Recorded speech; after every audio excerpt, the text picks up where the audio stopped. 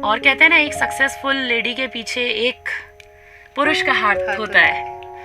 तो मेरे उसी मैन का नेम मिस्टर प्रवीण बत्रा है। तो मेरी सक्सेसफुल स्टोरी के पीछे मेरे हस्बैंड का हाथ है। बहुत सारी चीज़ें थी इसमें, हमने बहुत कुछ सेक्रीफाइस भी किया। हमने हमारा एक सपनों का घर जो बन रहा था वो भी सेक्रीफाइस किया। बस उस टाइम पीरियड में तो मैं आपको यही कहना चाहूँगी कि खुद को थामे रखा वहाँ पर जहाँ अच्छे अच्छे लोग बिखर जाते हैं। ये घमंड नहीं है, अपने धैर्य का नाज है। इस कलयुग में कोई भी सेफ नहीं है। एक छोटा बच्चा भी सेफ नहीं है, चाहे वो मेल हो चाहे फीमेल हो, कोई भी सेफ नहीं है। तो हमें ही थोड़ा सा अवेयर रहना पड़ेगा। बच्चे एक्चुअली कंफर्ट जोन में इसलिए आते हैं क्योंकि उनको ये नहीं फील होता है कि हम अपने पेरेंट्स के साथ नहीं आते हैं। तब मैं और मेरे हस्बैंड उनके मम्मी पापा बन चुके होते हैं।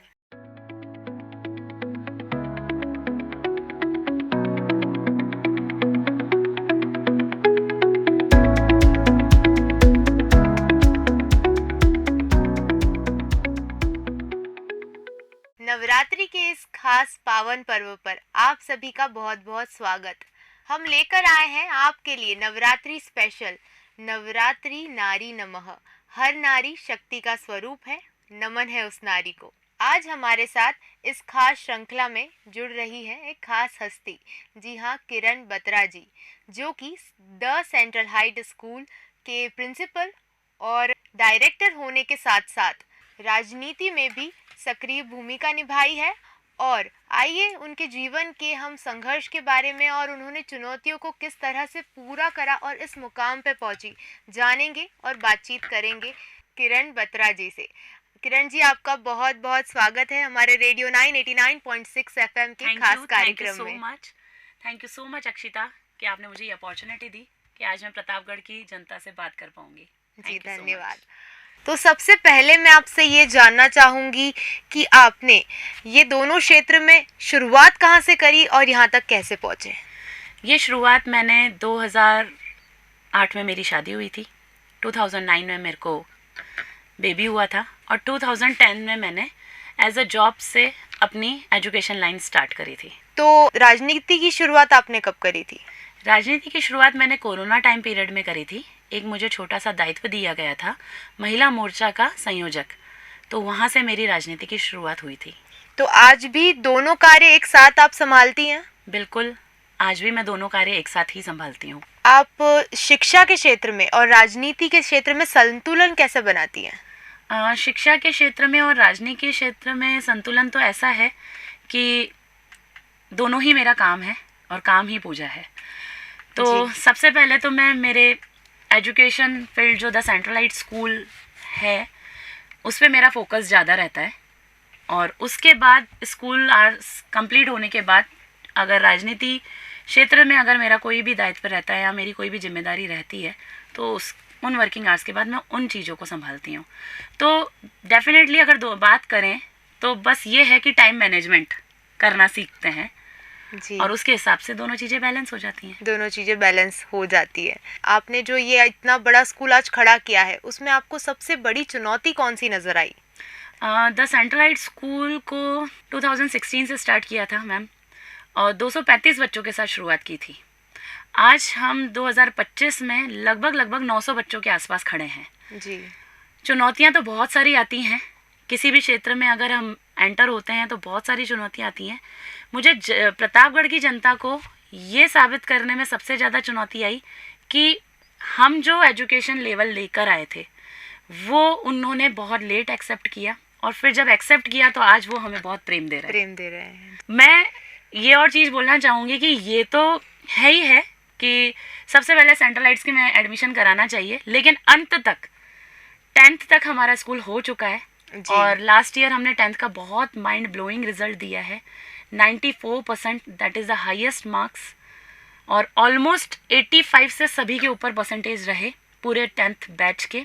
2024 में फर्स्ट बैच था, और हमारी स्कूल की कोशिश ये है कि हम 11th-12th भी बहुत जल्दी लेकर आएंगे जी। तो मतलब इसमें आपकी पूरी भूमिका रही इसको चलाने में, यहाँ तक पहुँचाने में? नहीं, मेरी पूरी भूमिका नहीं रही। मेरे साथ मेरे हस्बैंड मिस्टर प्रवीण जी बत्रा और मेरी पूरी TCH की टीम, हम सब ने मिलकर आज स्कूल को यहाँ तक लेकर आए हैं। बहुत बढ़िया बात आपसे जानने को मिली, और जैसा जैसा लोगों को इस इंटरव्यू के माध्यम से पता चलेगा तो वो आपके बारे में और आपके स्कूल के बारे में और भी जान पाएंगे। तो आइए हम आगे बढ़ते हैं और आपसे जानेंगे। तो आज जैसा हमारा नारी शक्ति के लिए ये खास कार्यक्रम रखा गया है, तो नारी शक्ति स्वरूप, इसके क्या मायने हैं आपके जीवन में, और आप इस शब्द को किस तरह महसूस करती हैं और लोगों तक इसके लिए क्या बात पहुंचाना चाहती हैं? नारी शक्ति अपने आप में ही एक बहुत पावरफुल वर्ड है, क्योंकि जिस घर में कहते हैं ना कि नारी नहीं होती है तो वो घर नहीं होता है ना। तो सबसे पहले तो मैं बस यही बात पहुंचाना चाहती हूँ प्रतापगढ़ की जनता से कि नारी का सम्मान फर्स्ट प्रायोरिटी हो हर घर में, चाहे वो आपकी माँ हो, चाहे आपकी पत्नी हो, आपकी बहन हो, आपके किसी भी में आपकी मैड ही क्यों ना हो, नारी का सम्मान फर्स्ट प्रायोरिटी पे होना चाहिए। बिल्कुल, तो ये सम्मान सभी को मिलना चाहिए। नारी शक्ति का ही स्वरूप है, ये आप मानती हैं पूरी तरह? बिल्कुल बिल्कुल, पूरी तरीके से मानती हूँ। और आपने ये शक्ति महसूस करी है अपने अंदर कहीं? बिल्कुल, जब जब महसूस करी है तब जब जब जीवन में तूफान आते हैं तब अंदर से एक आवाज़ आती है कि कर सकते हैं और करके दिखाएंगे। और अब मैं ये जानना चाहूँगी आपसे कि आपके जीवन में सबसे महत्वपूर्ण भूमिका किस नारी ने निभाई, या ऐसी कौन सी नारी थी जिसने आपको हिम्मत दी और आज आप यहाँ तक पहुँची हैं?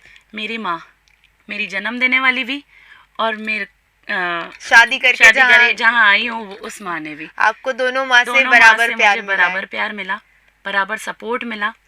वहाँ मेरी जन्म देने वाली माँ ने मुझे ये सिखाया कि मायके और ससुराल में किस तरीके से बैलेंस किया जाता है, ठीक है। और मेरी यहाँ वाली माँ ने मुझे ये सिखाया कि प्रोफेशनल लाइफ और पर्सनल लाइफ को कैसे बैलेंस करना सीखते हैं। तो वो सब कुछ मैंने मेरी माँ से सीखा, और उनके सपोर्ट के बिना तो शायद मैं आज यहाँ होती भी नहीं। बहुत बड़ी बात है कि आपने दोनों से ही सीख लेने की कोशिश करी, और उन्होंने जो कहा आपने अपनाया है अपने जीवन में। अगर आज जितनी भी नारियां हैं और ये बात जो सुन रही हैं, उन तक मैं ये कहना चाहूँगी कि अगर आप भी दोनों माँ को एक बराबर दर्जा देंगी तो शायद कहीं आप भी वो सब करने में सफल हो जाएं जो आप सोच रही हैं। तो आपके लिए जो आजकल कहा जाता है कि सास अलग होती है और अपनी माँ अलग होती है, लेकिन आप आजकल की जो जनरेशन है उसको क्या मैसेज देना चाहेंगी कि दोनों को किस तरह से सम्मान दिया जाए और दोनों की कैसे सुनी जाए? इस चीज़ में तो मैं यही बोलना चाहूँगी कि ताली दोनों हाथों से बजती है।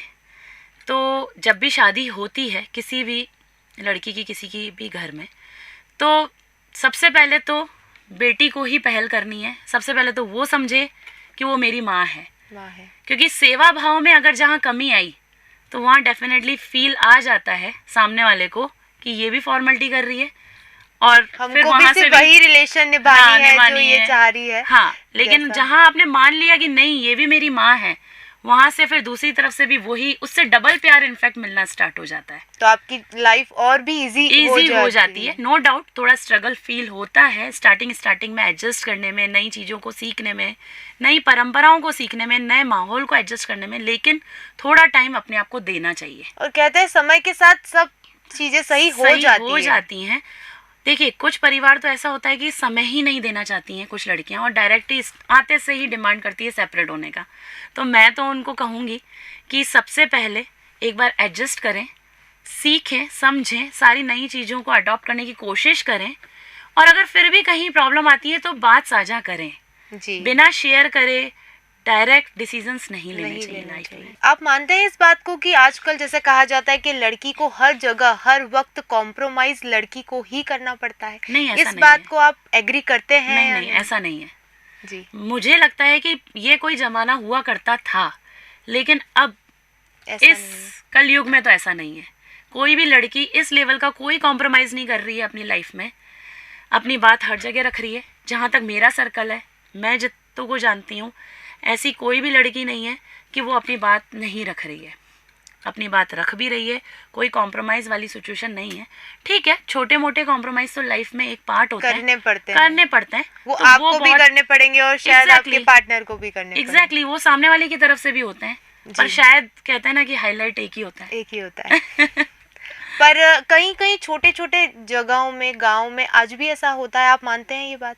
मैंने या देखिए ज़्यादा गांव का कल्चर देखा नहीं है, जी। लेकिन फिर भी जो भी मैंने गांव का कल्चर देखा है, लेकिन मैंने भी वहाँ पे आज तक थोड़ा सा उसमें इम्प्रूवमेंट देखा है। अब पहले से काफी पहले बदलाव से आ गया काफ़ी आज के बदलाव समय वहाँ में। पे भी आ गया है, विचारों में भी। जैसे कि ऑनलाइन सिस्टम, बैंक की चीज़ें, और जो आजकल के जो परिवर्तन हो रहे हैं नियम कानून के हिसाब से, तो गांव भी आजकल ऐसे डेवलप हो गए हैं कि फील ही नहीं आता है कि वो गांव गांव गांव है। गांव है, सही है, सुना सबको जा रहा है आजकल हाँ, जो। सुना सब कुछ जा रहा जी है। बिल्कुल। अब एक मेन ये बात मैं आपसे जानना चाहूंगी कि आपने दो दो अलग अलग क्षेत्रों में अपना कार्यरत हैं और दोनों को बखूबी निभा रही हैं, तो आपको कहीं ना कहीं ये महसूस होता है कि मुझे एक महिला प्रधान कार्यकर्ता होकर के अपने आप को कहीं साबित करना पड़ रहा है, या ऐसा कहीं महसूस हुआ है, या ऐसा नहीं कि दोनों को बराबर ही माना जाता है आपके हिसाब से? देखिए, शिक्षा के क्षेत्र में मैंने ऐसा फील नहीं किया, क्योंकि मेरे स्कूल में ऑलमोस्ट 75% लेडीज स्टाफ ही है। स्टाफ है, ओके। तो ऐसी कोई सिचुएशन मैंने स्कूल में तो फेस नहीं करी। और कहते हैं ना, एक सक्सेसफुल लेडी के पीछे एक पुरुष का हाथ हाथ होता है। तो मेरे उसी मैन का नेम मिस्टर प्रवीण बत्रा है। जी। तो मेरी सक्सेसफुल स्टोरी के पीछे मेरे हस्बैंड का हाथ है। हस्बैंड का हाथ है। तो तुम बढ़ो आगे, मैं खड़ा हूँ खड़ा पीछे। हूँ पीछे। ये बहुत बड़ी बात होती है कि हर कोई उस तरह का अगर सपोर्ट दे तो आज हर महिला जो करना चाहती चाहे वो है कर सकती सकती है। एग्जैक्टली। और राजनीति में कहीं आपको ये महसूस हुआ ऐसा? देखिए, राजनीति एक अलग ही डिफरेंट फील्ड है, लेकिन हाँ, उसमें ये स्ट्रगल है कि अपनी बात जनता तक पहुंचाना, ये एक स्ट्रगल पॉइंट रहता और है। जनता आपकी बात पे भरोसा करे, भरोसा दिलाना समझे। थोड़ा सा। एग्जैक्टली। तो फिर आपको वही सारी चीज़ें हैं कि भरोसा करे, उनको काम करके दिखाएं, तब जाके वो हमें एक्सेप्ट एक्सेप्ट करती हैं। सिर्फ जी। बातों से, नाम से वहाँ कुछ नहीं होता है, करके बताना पड़ता है। और दोनों ही फील्ड ऐसे हैं। जी। आप काम करो, अपने काम से मतलब रखो और अपना काम करके दिखाओ, किसी को कोई नहीं रोक सकता है। तो आप मुझे ये बताना चाहेंगे कि महिला जागरूकता के लिए आपने कौन सी कार्यक्रम चलाए हैं या उनमें भागीदारी रही है जिससे कि महिलाओं को आपने आगे बढ़ने में मदद करी हो? देखिए, महिला जागरूकता में मैं महिला मोर्चा की संयोजक रही थी कोरोना टाइम पीरियड में।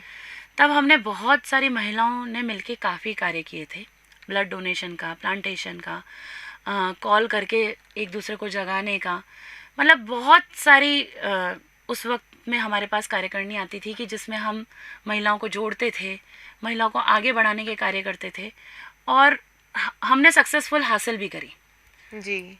और इसमें बस यही है कि बाहर तो निकलना पड़ेगा, अपने आप को साबित करने के लिए बाहर तो निकलना पड़ेगा। अगर आपके अंदर कोई भी टैलेंट है तो उसके लिए महिलाएं आज भी हिचकिचाती हैं प्रतापगढ़ में। तो मैं, कोई भी टैलेंट है, आज एक छोटा सा भी टैलेंट है अगर आपके अंदर, तो आप बाहर आएँ, और अब बाहर आकर जब तक आप प्रूफ नहीं करोगे तब तक आपको कोई भी नहीं पहचानेगा। ऐसी महिलाओं को आप सपोर्ट देने के लिए मैं रेडी हूँ। जी। तो लॉकडाउन के टाइम तो ऐसा था कि कोई किसी से मिल नहीं पाता था सब, तो आप कनेक्ट कैसे रहते थे एक दूसरे से? हम कनेक्ट सोशल मीडिया के थ्रू रहते थे। सोशल मीडिया के जी, थ्रू, गूगल मीट, जूम और फ़ोन कॉल्स, और इस तरीके से हम कनेक्ट रहते थे। जी। ऐसे समय में कई घरों में कोई लोग आराम कर रहे थे, कोई लोग डर के बैठे हुए थे, पर आपने हिम्मत करी कि उस टाइम पे हमने काफ़ी पैकेट्स फूड के भी पहुंचाए, काफ़ी हॉस्पिटल्स में भी मदद करी, जहां लोग बाहर निकलने से डरते थे, लेकिन हम बिंदास नहीं निकल के पूरा सैनिटरी, क्योंकि कोई किसी को तो बाहर निकलना था उस समय में, नहीं तो कई लोगों की ऐसे ही जाने चली जाती, या तो भूख के मारे या उस बीमारी के मारे। जी। तो उसमें हिम्मत करके बाहर निकले थे, और हमने जितनी मदद हमसे हो पाई थी हमने उस टाइम पे की थी। जी, बहुत अच्छा कार्य रहा होगा उस समय का ये। तो जैसे कि ये कार्यक्रम नवरात्रि स्पेशल है, और नवरात्रि आपके लिए क्या मायने रखती है? ये नवरात्रि के 9 दिन माँ दुर्गा की आराधना, आध्यात्मिकता की तरफ झुकाव, और जो जगह जगह गरबा के पंडाल लगते हैं, और जो जश्न जिस तरीके से पूरे उत्सव मनाया जाता है, जो मनाया जाता है, उसमें एक सामाजिकता और एकता, उस रूप में मैं इसको देखती हूँ। आपके लिए इन 9 रूपों में से माता का ऐसा कौन सा रूप है जो आपको प्रभावित करता है और आप उनका नाम लेके हर कार्य हिम्मत से कर पाती हैं? माँ दुर्गा। माँ दुर्गा आपके लिए आराध्य है। जी। क्योंकि मैं अगर आईज क्लोज भी करती हूँ ना, तो माँ शब्द मेरे अंदर बहुत बार निकलता है। और ये जो हमारा कार्यक्रम है नवरात्रि नारी नमः, आपके लिए इस शब्द का क्या अर्थ निकलता है और आप इस शब्द को कैसे महसूस करती है अपने अंदर? नवरात्रि के दौरान महिलाओं को नारी शक्ति के रूप में सम्मानित किया जाता है। तो मैं चाहती हूँ कि सिर्फ 9 दिन ही सम्मानित न किया जाए, 365 दिन नारी को सम्मान दिया जाए।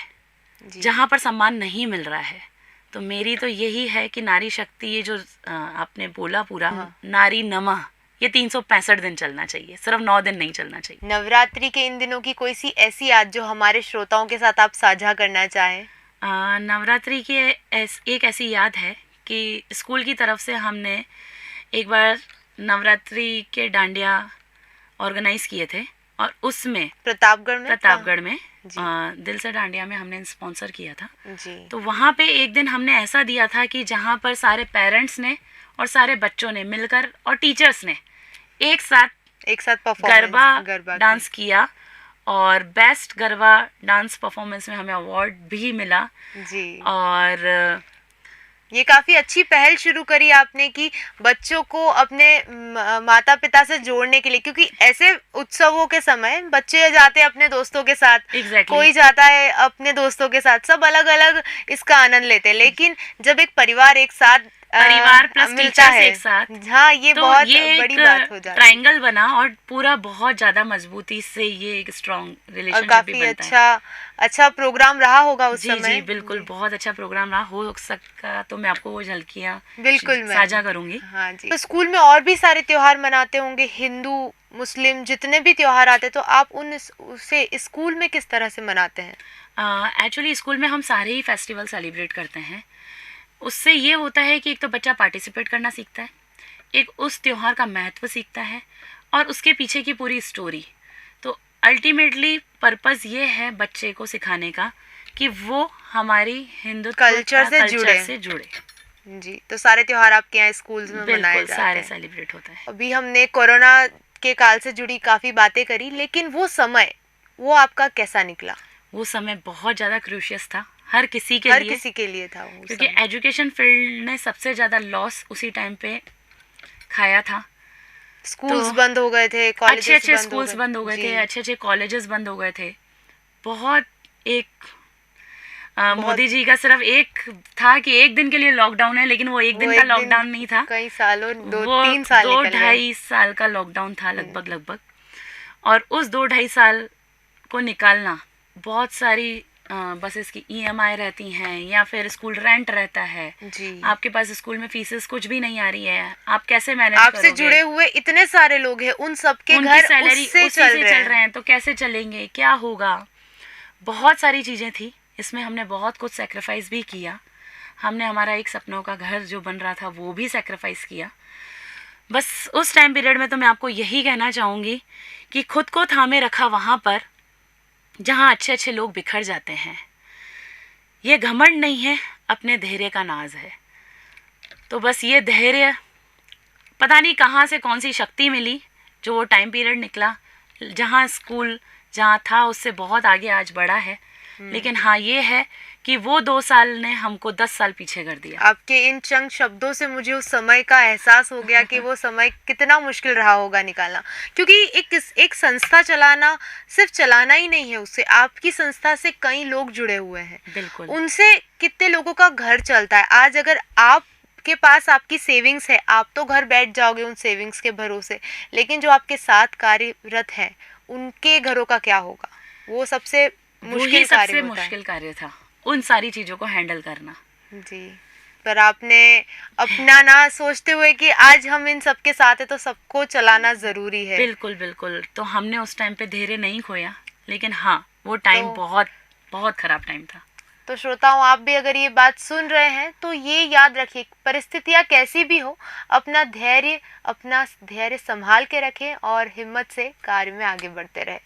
और मैं ये जानना चाहूँगी कि उस समय तो क्लासेस फिर भी चलती थी? बिल्कुल, ऑनलाइन क्लासेस चलती थी, और ऑनलाइन क्लासेस के लिए जो मटेरियल हम लोग जिस तरीके से पहुँचाते थे, मतलब एक हमने कह सकते हैं कि हॉस्पिटल की वैन को हायर किया था, क्योंकि किसी को भी नहीं, बाहर परमिशन नहीं थी बाहर outside जाने की, जी। मतलब एक चौराहे से दूसरे चौराहे तक भी नहीं जाया जाता था। तो हॉस्पिटल में एम्बुलेंस को तो कोई प्रॉब्लम नहीं थी हाँ, वो यहाँ से जा वहाँ जाने सकते के थे। लिए। एक प्रेस और एक हॉस्पिटल और पुलिस, जी, ये लोग तो थे हमने जो बाहर जा हॉस्पिटल सकते थे। की मदद ली और घर घर हमने टीचर्स को टीचिंग एड्स प्रोवाइड करवाए। जी, फिर वहाँ से डिजिटल एजुकेशन क्योंकि स्टार्ट हुई। ऐसे कितने टीचर्स होंगे जिनको जिनके शायद यूज करना भी नहीं आता है डिजिटली, क्योंकि होते हैं कुछ जी टीचर्स। बिल्कुल, ये और फिर मटेरियल हाँ वो जी, भी स्कूल में पढ़ा था सब पढ़ा कुछ। था। तो फिर हमने वहाँ से मदद लेकर और एक एक टीचर को घर घर तक पहुँचाया और फिर हमने ऑनलाइन क्लासेस भी चालू करी। जी, वो समय तो काफी लोगों के लिए इस तरह का ही निकला था, पर बिल्कुल, ऐसे समय में आप हिम्मत रख के और आगे बढ़ जाए वही काफी होता वही है। काफी था। क्योंकि वो निकल गया, उसके बाद तो तो सब अब अच्छा तो छोटी है। मोटी कुछ भी आएंगी तो आगे इतनी बड़ी चीज झेल ली है, तो अब तो जो आएगा वो निपट ही लेंगे। जी। आप जब दिन भर बाहर रहती हैं, बाहर का कार्य करके जब थक के घर आती हैं, तो आपको सुकून का पल महसूस होता है अपने घर आकर के? बिल्कुल। और कौन आपके लिए खड़ा रहता है वहाँ इंतजार में? देखिए, सुकून के पल तो घर में मिलते ही हैं, है ना।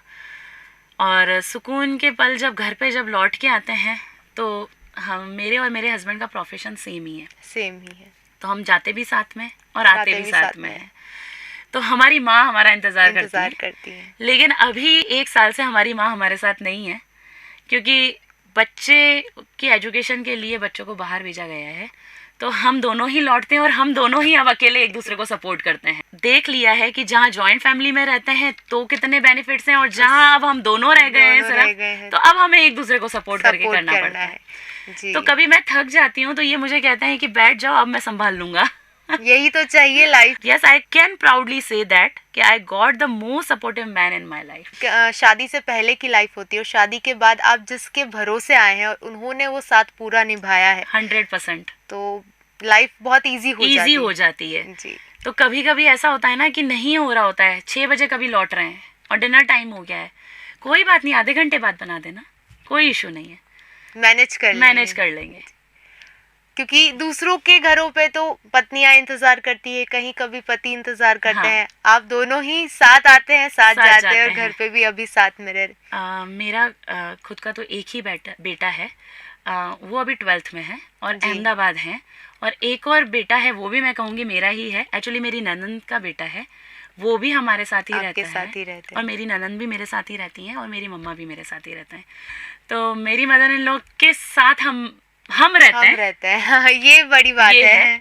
वो हमारे साथ नहीं रहती हैं, हम उनके साथ रहते हैं। तो अभी मुझे अपने बच्चों को हॉस्टल लाइफ नहीं देनी थी, तो हमने एक और घर वहाँ पे एज अ रेंट पे लेकर और बच्चों को वहाँ शिफ्ट किया है। वो उनके साथ हैं कि मैं मेरे बच्चों को मेरे बड़ों से दूर नहीं रखना चाहती हूँ, तो वो संस्कारों के साथ ही रहे। आप ये महसूस करती कि हमसे ज्यादा अच्छे संस्कार हमारी माँ दे सकती है। जी बिल्कुल। और दूसरा ये रहता है कि आप सुबह से शाम तक आपका शेड्यूल थोड़ा सा बिजी निकलता होगा, तो अपने आप को आप कब समय दे पाती हैं और अकेले समय में आप क्या करना पसंद करती हैं? अपने आप को मैं समय देती हूँ शाम को, थोड़ी सी टीवी देखकर, थोड़े से गाने सुनकर और अपने लिए 1 आवर एक्सरसाइज कर वो भी जरूरी है, वो उससे माइंड थोड़ा सा रिलैक्स हो जाता है। आप लिखने का शौक रखती हैं? बिल्कुल, बहुत सारी चीज़ें ऐसी हैं जो मेरी पर्सनल लाइफ से रिगार्डिंग कुछ ऐसे किस्से होते हैं या फिर कुछ ऐसी चीज़ें होती हैं, मुझे लिखना अच्छा लगता है। किसी को कहने से अच्छा है मैं लिखकर अपने आप से ही बातें करके सब सुलझा लूं। हाँ, मतलब ये सारे संदेश जो मेरे होते हैं, मेरे कान्हा जी को होते हैं। आप मानते हैं उन्हें? बिल्कुल, मैं दीवानी हूँ, ये कह सकते हैं। कान्हा की दीवानी।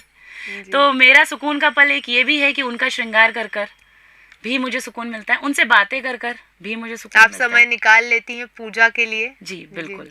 अगर आपको अपने जीवन का एक मंत्र बताना हो जो आपको हर सिचुएशन में हिम्मत के साथ खड़ा कर देता है, तो वो क्या है? 2 मंत्र बता दूं? बिल्कुल। देखिए, जीवन में अगर आपको कुछ करना है और आगे बढ़ना है तो ओम इग्नोराय नमः, चीज़ों को इग्नोर करो और आगे बढ़ो। जी है ना, सबसे ज़रूरी है, बहुत ज़रूरी है, क्योंकि आप अगर ये बोलोगे कि ये ऐसा बोल रहे हैं, ये वैसा बोल रहे हैं, और अगर आप स्टॉप हो गए तो आप अपने आप को कभी प्रूफ नहीं कर पाओगे, क्योंकि लोग तो कहते रहेंगे, लोगों का काम है कहना। तो कुछ तो लोग कहेंगे, लोगों का काम है कहना। वो 4 लोग के पीछे आप अपनी लाइफ स्पॉइल कर देते हो, तो वो 4 लोगों को करो अवॉइड और इग्नोरा नमा के साथ आगे बढ़ो। है ना। और दूसरा मैं ये बोलूँगी, नेवर गिव अप। कभी भी मत हारो, कभी भी मत हारो, क्योंकि वो टाइम निकल जाएगा, सुबह होगी, लेकिन उतना पेशेंस रख लेना कि इंतजार की अच्छा समय आएगा और उसके लिए एफर्ट्स लगाना। ऐसा नहीं कि छोड़ दो, उसके सॉल्यूशंस में एफर्ट्स लगाते रहना, सॉल्यूशन भी मिलेगा और आगे भी बढ़ोगे। और अगर सपोज सॉल्यूशन नहीं भी मिला तो नया रास्ता मिलेगा, लेकिन नेवर गिव अप। तो मैं तो यही 2 मंत्र अपनाती हूँ और आगे बढ़ती हूँ। पर आपके जीवन में ऐसा कोई सा समय आया जब आपको लगा कि अब तो हार गई? पर बहुत सारी सिचुएशंस आई, पर्सनल लाइफ में भी आई, प्रोफेशनल लाइफ में भी आई। प्रोफेशनल लाइफ में कोरोना टाइम पीरियड आया, पर्सनल लाइफ में भी बहुत सारी सिचुएशंस ऐसी आई, लेकिन हाँ यही है कि आगे गिव अप बढ़ते नहीं किया, आगे बढ़ते गए। हाँ, रुके नहीं, वो जरूरी है, क्योंकि अगर रुक जाते तो फिर अभी आज रुक ही जाते, फिर शायद आगे नहीं बढ़ कोई नहीं जानता जी। आपकी नजर में सशक्त नारी की सबसे बड़ी पहचान क्या है? एक सशक्त नारी की पहचान, मैं ऐसा सोचती हूँ कि एक आत्मविश्वास हो मन के अंदर, एक निर्णय लेने में क्षमता होनी चाहिए, एक स्वतंत्रता उसको मिलनी चाहिए, एक शिक्षा का ज्ञान पूरा होना चाहिए, आत्मसम्मान और सामाजिक योगदान। इन सब का संपूर्ण मिश्रण ही एक नारी को सशक्त बनाता है। क्योंकि अगर अपन सोचें कि हम सब कुछ कर लेंगे तो ये पॉसिबल नहीं है। हमें सपोर्ट भी परिवार से, समाज से, सबसे मिलना चाहिए, क्योंकि कहते हैं ना कि एक क्षमता तो तभी आएगी जब ये सर्वगुण उस नारी के अंदर हो। हर किसी का साथ जरूरी है। किसी को भी आगे बढ़ना है तो अकेले पॉसिबल नहीं हो पाता। इसीलिए तो रिश्ते बना के भेजे हैं भगवान। बिल्कुल। आजकल महिलाओं की सुरक्षा का बहुत ऐसा मुद्दा उठ के आ रहा है कि कई महिलाएं सुरक्षित नहीं है। आजकल क्या देखा जाए तो कई समय से महिला सुरक्षित नहीं है। तो आपके लिए एक महिला को सुरक्षित अपने आप को रखने के लिए क्या क्या कदम उठाने चाहिए और आगे बढ़ने के लिए क्या कदम उठाने चाहिए? मैं ये बोलूँगी कि महिला की सुरक्षा के लिए सबसे पहले तो खुद के अंदर ही एक सेल्फ कॉन्फिडेंस डेवलप करना चाहिए। एक महिला को ये डिसाइड करना पड़ेगा कि उसे क्या करना है और क्या नहीं करना है, क्योंकि देखिए इनर फीलिंग आ जाती है कि मेरे लिए क्या प्लेस सेफ है, क्या अनसेफ है, है ना। तो किसी की भावुकता में ना आए, अपना दिलो दिमाग खुला रखें और अपने सिक्स सेंस का इस्तेमाल करें कि हमें कहाँ जाना है, कहाँ नहीं जाना है। क्योंकि मैं ये बोलूँगी कि इस कलयुग में कोई भी सेफ नहीं है। ये एक छोटा बच्चा भी सेफ नहीं है, चाहे वो मेल हो चाहे फीमेल हो, कोई भी सेफ नहीं है। तो हमें ही थोड़ा सा अवेयर रहना पड़ेगा और थोड़ा सा अपनी ही हिम्मत स्ट्रॉन्ग और कुछ चीज़ें, कुछ अलर्टनेस, कुछ फ़ोन में नंबर्स ऐसे डाउनलोड करके रखने चाहिए और कुछ चीज़ें अपने साथ ऑल टाइम पर्स में होनी चाहिए कि जिससे भी अगर हम भगवान ना करे किसी भी सिचुएशन में आए तो आप अपना बचाव कर पाए। खुद कर सकते हैं, अपनी सुरक्षा अपने हाथ में है। आपके लिए कोई नहीं आएगा। आप दुनिया नहीं बदल सकते, लेकिन आप अपने आप को बदल दो, खड़े रहना पड़ेगा। बस ये। वैसे तो आप शिक्षा प्रणाली से ही जुड़े हुए हैं, तो आप ऐसा क्या करना चाहेंगी कि जो आज महिलाएं कहीं अशिक्षित है उनके लिए कुछ करना चाहेंगी या आप कर रही हैं कुछ ऐसा कार्यक्रम? महिलाओं के लिए तो देखिए मैं एक सपोर्ट ये कर सकती हूँ कि जो बेरोज़गार हैं, जहाँ मुझे लगता है अगर वो अशिक्षित हैं, तो अगर मेरे स्कूल में कहीं पर भी कोई जगह होती है और मुझे कोई भी कॉल करता है कि इसको बहुत नीडी पर्सन है, तो जहाँ पे भी जो मेरे तरफ से पॉसिबल हो पाता है तो मैं उसकी डेफिनेटली मदद करती हूँ जी। और रहा एजुकेशन वाइज, तो अगर कोई महिला चाहेगी कि सेंट्रलाइज्ड स्कूल उनकी एजुकेशन में कोई मदद करे, तो अगर वो मुझे अप्रोच करते हैं तो डेफिनेटली जो मेरे से बन पाएगा वो भी मैं करने की कोशिश करूँगी जी। आप इस कार्यक्रम के माध्यम से जो आज इस कार्यक्रम को सुन रहा होगा उन तक ये बात पहुंचा रही हैं किरण जी के आप अगर चाहते हैं, उम्र कोई भी हो, आप अगर खड़े होना चाहते हैं, पढ़ना चाहते हैं या कोई कार्य की इच्छा रखते हैं कि आज आपको नौकरी की ज़रूरत है, तो किरण जी आपका साथ देने के लिए तैयार हैं। तो आप इनसे संपर्क कर सकती हैं और साथ जुड़ सकती हैं।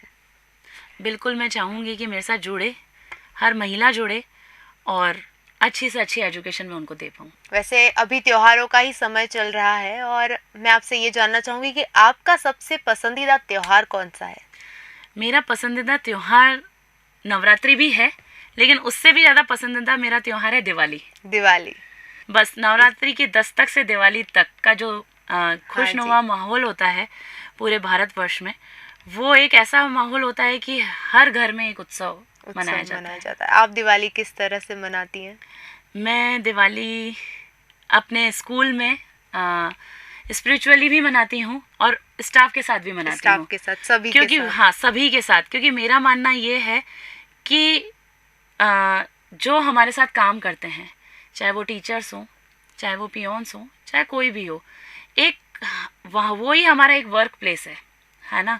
अगर हम उसका सम्मान नहीं करेंगे, हमारे वर्क प्लेस का, सब जने साथ में मिलकर, तो वर्क प्लेस भी हमारा सम्मान नहीं करेगा।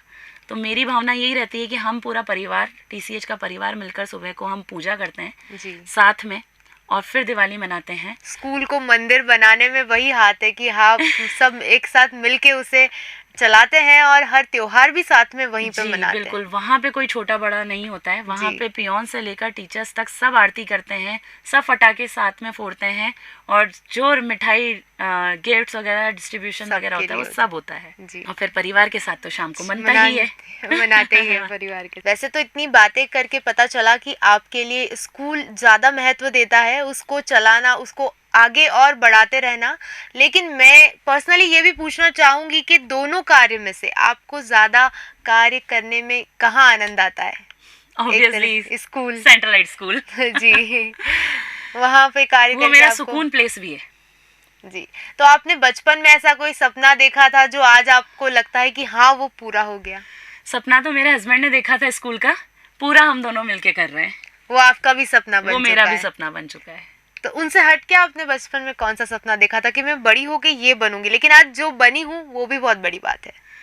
देखिए, बचपन में मैंने सपना यही देखा था कि मैं एजुकेशन फील्ड में ही आगे बढ़ूंगी और वो सपना मेरे हस्बैंड के थ्रू पूरा हुआ है और उन्होंने उस सपने को ज़्यादा अच्छे से पूरा किया है।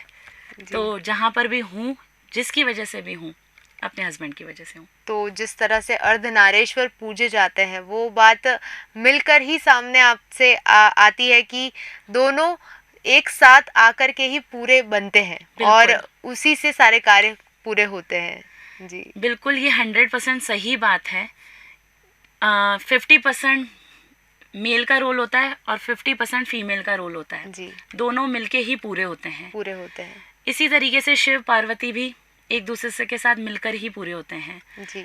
तो चाहे कार्य हो, चाहे पर्सनल लाइफ हो, चाहे कैसा भी काम हो, सामाजिकता का कुछ भी काम हो, शायद एक हवन में भी तब नहीं, हवन भी पूरा नहीं होता है जब पति पत्नी साथ में नहीं बैठते। और आपका ऐसा मन करता है कि इतना समय से थोड़ा समय निकाल के बाहर कहीं घूम के आए? बिल्कुल, थोड़ी थोड़ी सी ऐसी नादानियां हम करते हैं और बहुत जरूरी है अपने आप को और अच्छे से निखारने के लिए और अंदर की चीजों को बाहर निकालने के लिए करना पड़ता है। एक्सप्लोर करना बहुत अच्छा लगता है, बाहर घूमना बहुत अच्छा लगता है। स्कूल की अभी ऐसी कोई सी ट्रिप आपको जो यादगार हो आपके लिए कि ये ट्रिप सबसे बढ़िया रही थी? सारी ट्रिप्स बहुत शानदार रहती है क्योंकि हर एक ट्रिप एक नई याद बनाती है जी।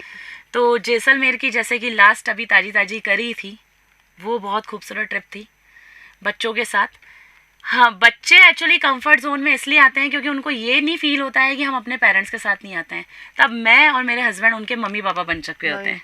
जी बिल्कुल, मतलब आप दोनों मिलके, सबको ऐसा होता है ना कि बच्चों को अपना बना के चल रहे हैं। बिल्कुल, तो बच्चों को भी कॉन्फिडेंस है, अगर किरण मैडम और प्रवीण सर चल रहे हैं तो फिर हमें पेरेंट्स भी बिना टेंशन के आपके साथ भेज देते हैं कि अगर एक विश्वास हमने जीता है पेरेंट्स का, जिसके साथ वो अपने बच्चे हमें सौंपते हैं। जी, तो आखिरी में बस यही है कि आप आपके स्कूल के बच्चों को और जो रेडियो 89.6 FM के सभी श्रोता है उनको आप क्या संदेश देना चाहेंगी? मैं अपने बच्चों को यही बोलना चाहूँगी कि फोकस रहें अपने एजुकेशन को लेकर। अभी जो उम्र चल रही है बच्चा पार्टी उसमें थोड़ा सा हम संभल जाएं, हम अलर्ट हो जाएं, हम बातों में ना आएं, क्योंकि अभी ऐसी बहुत सारी चीज़ें हो रही हैं, चाहे सोशल मीडिया आपको अट्रैक्ट कर रहा है, चाहे बाहर की दुनिया आपको अट्रैक्ट कर रही है, जिस सोशल मीडिया में आप अट्रैक्ट होकर अपना सारा समय बर्बाद कर रहे हैं, वो सोशल मीडिया आपको अपना सर्वेंट बना रही है।